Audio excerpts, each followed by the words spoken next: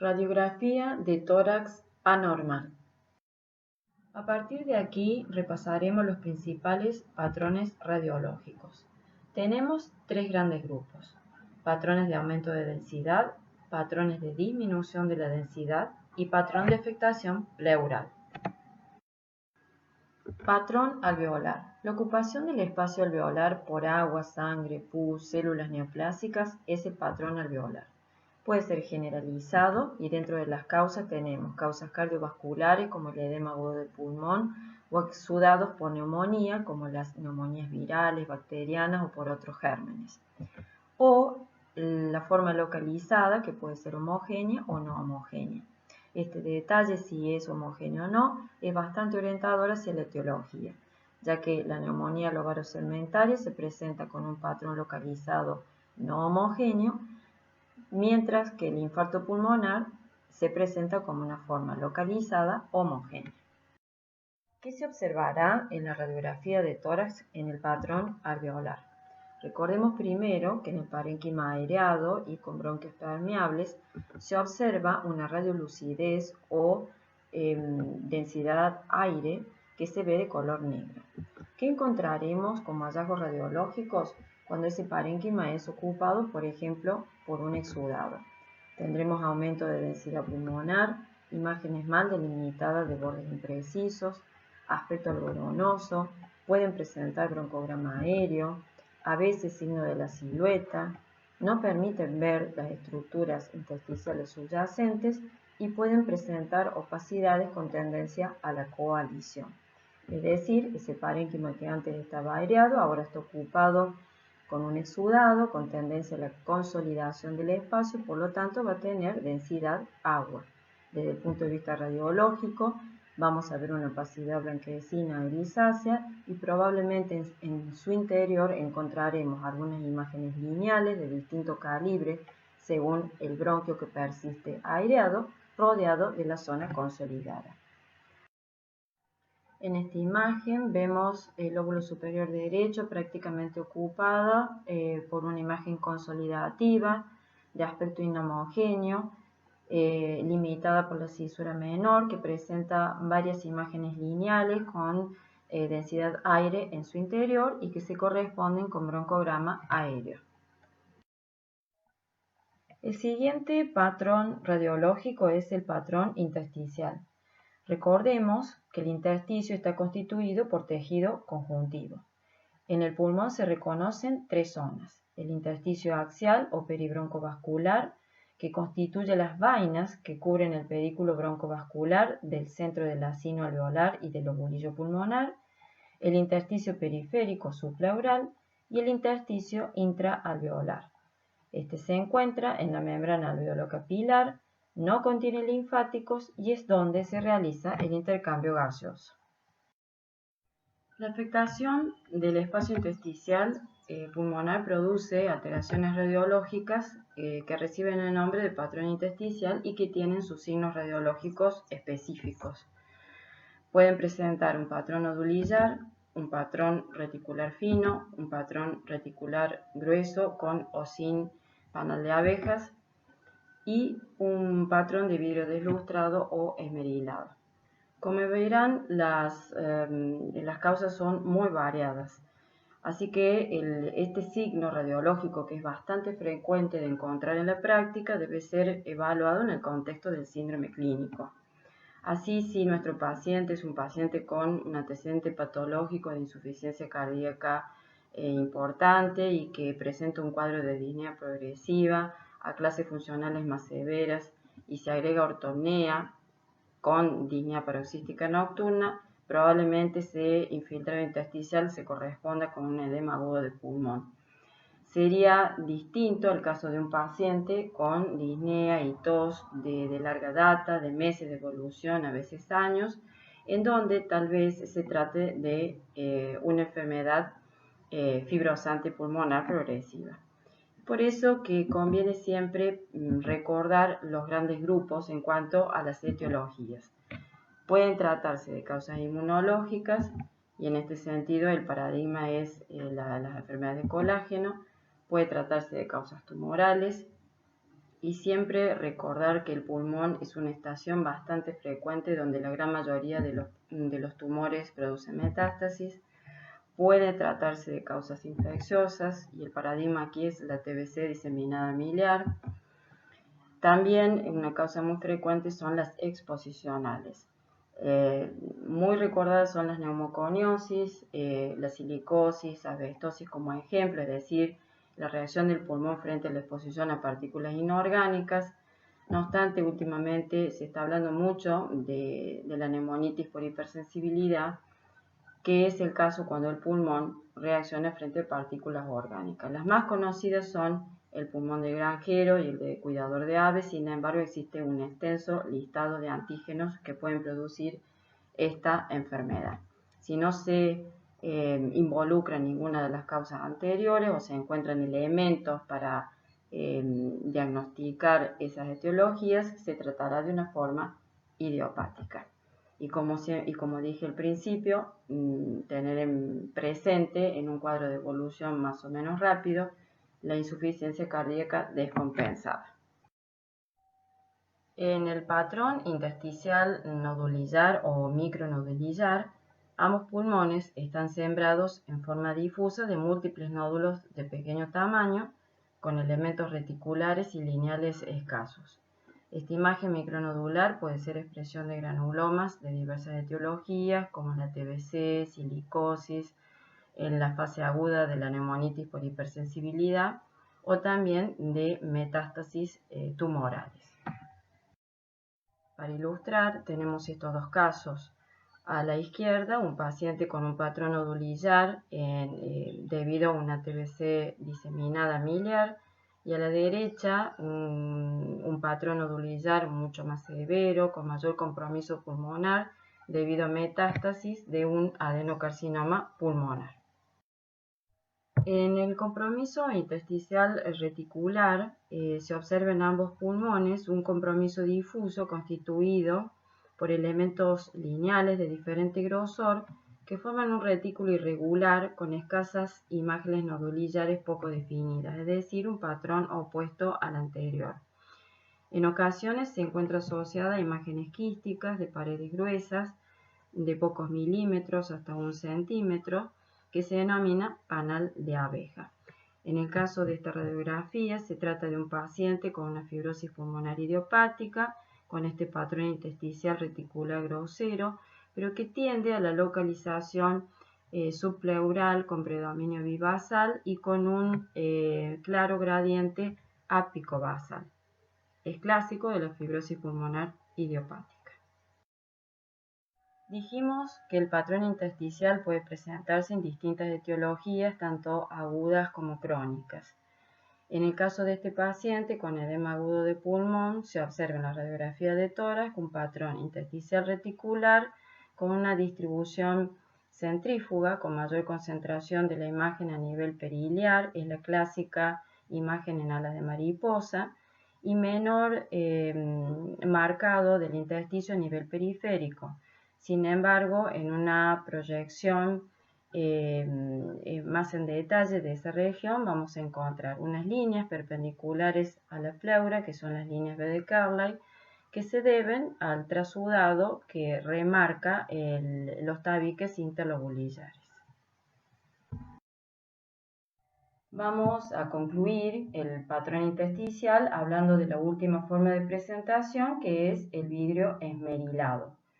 Radiológicamente, el vidrio esmerilado se observa como opacidades grisáceas de aspecto inhomogéneo, de contornos difusos, que permiten ver la trama vascular pulmonar normal, que suele tener una localización bilateral y difusa, pero que puede tener localizaciones más específicas en segmentos o lóbulos según la etiología. Cuando uno observa este patrón, debe recordar que está indicando la presencia de un fenómeno activo, ya sea la invasión del parénquima pulmonar por células inflamatorias, la presencia de células neoplásicas, la presencia de gérmenes, como también la existencia de trasudados. El vidrio esmerilado es un patrón muy frecuente de encontrar, Acompaña generalmente cuadros de enfermedades crónicas de naturaleza autoinmune cuando se asocia a neumopatías intersticiales con la misma fisiopatogenia, pero también es frecuente encontrarlo frente a procesos infecciosos en donde el parénquima pulmonar es invadido por células inflamatorias como respuesta a este agente infeccioso. Y en pacientes con patología cardíaca, la presencia de vidrio esmerilado suele estar indicando la presencia de trasudado. En estas imágenes tenemos el caso de dos pacientes portadores ambos de enfermedades autoinmunes, en donde aparecieron estas opacidades en vidrio esmerilado, bilaterales y difusas, y en quienes, luego de realizar los estudios pertinentes, se pudo demostrar que se trataba de neumonía por neumocistis Girovechi. Dentro de los patrones con aumento de la densidad tenemos la telectasia. La telectasia es la pérdida de volumen del parénquima pulmonar con aumento de su densidad radiológica. Según sus causas, puede ser compresiva por el efecto ocasionado por un tumor, obstructiva, cuando el bronquio que ventila un determinado sector del pulmón está obstruido por un tapón mucoso, una adenopatía extrínseca o un cuerpo extraño. Puede ser pasiva por la presión ejercida por un derrame pleural, cicatrizal, consecuencia de procesos destructivos del pulmón, y adhesiva, secuela de procesos inflamatorios o cirugías. ¿Cuáles son los signos radiológicos de la telectasia? Tenemos signos directos, entre ellos la presencia de una opacidad con densidad de partes blandas y el desplazamiento de la cisura adyacente, como se ve en esta radiografía, en donde existe una telectasia del lóbulo superior derecho y efectivamente se encuentra como tironeada, desplazada, la cisura menor hacia arriba, pero también podemos tener signos indirectos. Dentro de estos signos podemos encontrar el desplazamiento mediastínico ipsilateral, la elevación diafragmática ipsilateral y el desplazamiento del ilio. Estos tres signos se presentan frente a telectasias importantes, o por lo menos de uno o más lóbulos. También podemos tener aproximación de costillas y finalmente la hiperinsuflación compensadora de lóbulos adyacentes. En esta radiografía vemos la presencia de una opacidad que ocupa el tercio superior del campo pulmonar derecho, de contornos bien definidos. Uno de ellos presenta una ligera forma de S itálica. En la parte cóncava señalada con la flecha roja corresponde al parénquima telectasiado, mientras que en la parte convexa del mismo margen señalada por la flecha blanca se corresponde con la existencia de un tumor iliar, que es la causa de la telectasia. En estos otros dos ejemplos vemos a la izquierda la telectasia del lóbulo superior izquierdo. Las flechas rojas señalan el desplazamiento de la cisura mayor hacia adelante. Vemos esa gran opacidad homogénea que ocupa casi la mitad anterior en esta proyección de perfil y la hiperinsuflación compensadora del lóbulo inferior izquierdo. Y a la derecha vamos a observar unas opacidades lineales a nivel de región de las bases, señaladas por las flechas negras, que se deben a la presencia de atelectasia laminar y se producen por un mecanismo pasivo. Estos hallazgos suelen ser bastante frecuentes en pacientes que han permanecido mucho tiempo en reposo prolongado y sobre todo si son obesos. ¿Qué debemos llevarnos como mensaje en relación a la telectasia? Que se va a ver en la radiografía de tórax como una opacidad homogénea que va a tener los límites o una localización sistemática según el lóbulo comprometido, y que por otra parte se asocian por lo general signos que le son específicos que debería ser abordado en una clase de radiología específicamente de atelectasia. Recordar que los mecanismos más frecuentes son la pasiva y la obstructiva. El último patrón que se presenta con aumento de densidad puede estar indicando la presencia de nódulo o masa. ¿De qué se trata esta entidad? Es un aumento focal de densidad bien definida, por lo general redondeada. Según su tamaño, vamos a hablar de nódulo cuando esta imagen redondeada con aumento de la densidad tiene menos de 3 centímetros y de masa cuando tiene más de 3 centímetros. Nos vamos a fijar si hay un nódulo y en ese caso se va a hablar de masa o nódulo solitario y la entidad puede ser desde un granuloma inespecífico hasta un granuloma por TBC, un neoprimario de pulmón o metástasis solitaria o tal vez un hematoma. Y también los mismos nódulos o masas pueden ser múltiples y pueden tratarse igualmente de tumores malignos, metástasis, granulomas de diversas etiologías, enfermedades inflamatorias y o colagenosis. Lo importante es que frente a la presencia de estas entidades, los antecedentes personales son especialmente relevantes. Por ejemplo, cualquier nódulo, no importa su tamaño, debe ser controlado periódicamente en un paciente fumador o exfumador. Seguramente significará la necesidad de solicitar un ataque de tórax y siempre suelen ser de utilidad contar con radiografías previas. En este dibujo vemos la presencia de nódulos y masa. Esto sirve para graficar que los nódulos pueden tener distintos aspectos. Puede presentarse como un nódulo sólido, de contornos netos, o bien como un nódulo sólido, pero de contornos irregulares, espiculados, lo cual suele ser bastante típico de los procesos neoproliferativos. También puede presentar cavitación en su interior, es decir, dos densidades, habitualmente densidad aire por dentro, rodeado de densidad de partes blandas por fuera. Si se trata de un tumor, son necrosis de tejido producido por la invasión tumoral, pero también esa misma necrosis se suele presentar en los abscesos. Algo muy frecuente es encontrar calcificaciones en los nódulos y en este sentido hay distintos patrones de calcificación. Algunos son orientadores hacia la benignidad y otros más propios de los nódulos malignos. No obstante, si hay factores de riesgo, por ejemplo, si se trata de un paciente fumador o exfumador, siempre y no importando las características generales del nódulo, debe ser explorado más en profundidad, por lo menos con una tomografía de tórax. Finalmente, tenemos el ejemplo en el número 5 de una masa que puede ser también con las mismas características de los nódulos, es decir, contornos definidos, irregulares, calcificado, necrosado, etc. En estos dos ejemplos tenemos a la izquierda una radiografía de tórax con múltiples nódulos, algunos con tamaños de masa, que invaden ambos campos pulmonares, que se corresponden con metástasis, en este caso de un tumor, y que se encuentran en un estadio muy avanzado. Y a la derecha un nódulo de aspecto homogéneo, sólido, de aproximadamente 2 centímetros en el lóbulo superior derecho, que seguramente motivará indagar un poquito más sobre la historia clínica de este paciente y algo que suele ser de mucha utilidad para demostrar la evolución de un proceso es contar con radiografías previas. El siguiente patrón es el patrón de disminución de la densidad. En estos tenemos dos situaciones, el patrón de hiperclaridad que se corresponde con enfisema y el patrón de destrucción de parénquima donde el paradigma son las lesiones cavitadas.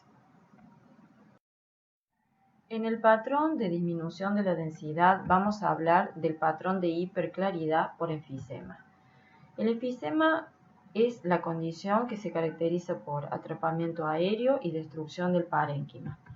Los hallazgos radiológicos consisten en hiperclaridad de los campos pulmonares debido a la pérdida del parénquima pulmonar, el aplanamiento de diafragmas, el aumento de espacios intercostales y la horizontalización de costillas, que está indicando el gran atrapamiento aéreo. Cuando las lesiones por disminución de la densidad son lesiones cavitadas, vamos a observar dos densidades. Una de ellas es la densidad de partes blandas, o sea, se ve de color blanquecino o gris, y está relacionada con la causa que produce la lesión, ya sea un proceso infeccioso, como en el caso de un absceso, tal vez de un tumor, tal vez de un gran granuloma, como en el caso de la tuberculosis. Cuando se produce la necrosis del tejido y este es expulsado a través de un bronquio importante, un lobar segmentario principal, ese tejido necrosado es reemplazado por aire. Entonces la segunda densidad que vamos a observar es la densidad de aire, o sea, se verá de color negro. ¿Qué situaciones pueden presentarlo? El más frecuente o la más clásica y más fácil de graficar, el absceso pulmonar, como en la imagen de la izquierda, una TBC cavitada, como en la foto de la radiografía de tórax de un paciente con tuberculosis, una neoplasia cavitada, bronquiectasias, neumatocele y también una bulla enfisematosa. En este último caso tendremos una cavidad de paredes muy finas en el contexto de un paciente con seguramente atrapamiento aéreo y resto de destrucción del parénquima, como estuvimos repasando en la diapositiva anterior. Acabamos de concluir un recorrido sobre los hallazgos radiológicos cuando se encuentra afectado el parénquima pulmonar. El siguiente y último patrón es el que se encuentra en las alteraciones de radiografía de tórax por afectación pleural. Dentro de ellos vamos a repasar derrame pleural, neumotórax e hidroneumotórax. La presencia de líquido en la cavidad pleural se denomina derrame pleural. Desde el punto de vista etiológico, el derrame pleural se divide en trasudados o exudados.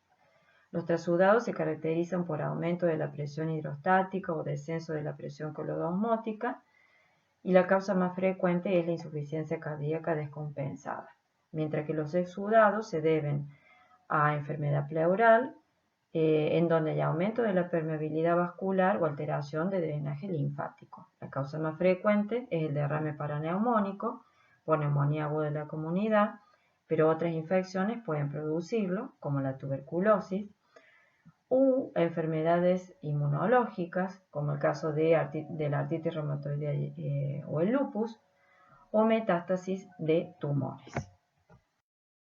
Los signos radiológicos del derrame pleural son la presencia de una opacidad de diferente tamaño sin broncograma aéreo, y en los derrames de gran volumen la desviación de la tráquea y el corazón hacia el lado opuesto. En el caso de esta radiografía tenemos la presencia de una gran opacidad que ocupa las 2/3 partes del emitórax derecho, con un límite superior de forma curva, que es la curva parabólica de Damoisier, y el desplazamiento del mediastino hacia el lado izquierdo. Y a la derecha tenemos la presencia de opacidades con densidad agua que ocupan el tercio inferior de ambos hemitórax, con velamiento total de los senos costofrénicos, y a esto los acompañan opacidades lineales que se ven en el hemitórax derecho. La superior, con orientación horizontal, se debe a la presencia de líquido en la cisura menor, y las inferiores probablemente se trate de atelectasia laminar. Cuando encontramos derrame pleural bilateral, siempre tenemos que pensar en trasudado en el contexto de una enfermedad sistémica, y recordemos el paradigma de la insuficiencia cardíaca, pero también ocurre en el contexto de enfermedades hepáticas y renales. En este caso se observa una gran opacidad que ocupa todo el hemitórax izquierdo, que lo vela casi en su totalidad, y hay desplazamiento del mediastino hacia el lado derecho. Cuando se presentan estos derrames tan masivos, uno siempre debe tener en mente la etiología tumoral. Finalmente, en estas fotografías vamos a repasar la importancia de la calidad técnica de la radiografía y la importancia del perfil. A la izquierda vemos una radiografía que aparenta tener un velamiento del seno costofrénico, pero debido a la mala calidad técnica, ya que no se cumplió con la extensión ni con la penetración de rayos, es difícil afirmarlo. Sin embargo, en el perfil, este derrame aparece claramente velando el seno costofrénico posterior, ya que este, al encontrarse más declive y si el derrame es libre, permite que el líquido se acumule a ese nivel. La presencia de aire en la cavidad pleural se denomina neumotórax.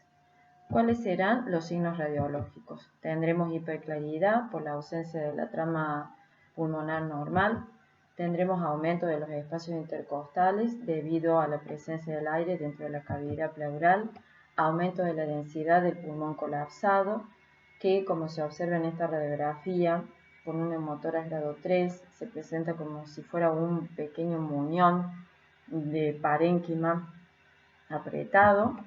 Habrá desplazamiento del mediastino hacia el lado opuesto, ocasionado por la presencia, la presión del aire dentro de la cavidad pleural, y habrá descenso de diafragma.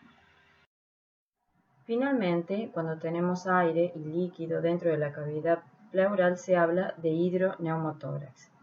En este caso vamos a ver dos opacidades, una con densidad agua, o sea, se ve de un color blanco mate, y otro con densidad aire debido a la presencia de aire en la misma cavidad. Entre ellos, en lugar de haber una línea cóncava hacia arriba, encontraremos una línea horizontal que es provocada por el aire que ejerce presión sobre la superficie del líquido. El hidroneumotórax se suele producir luego de una toracocentesis evacuadora, por lo cual la causa más común es el hidroneumotórax iatrogénico.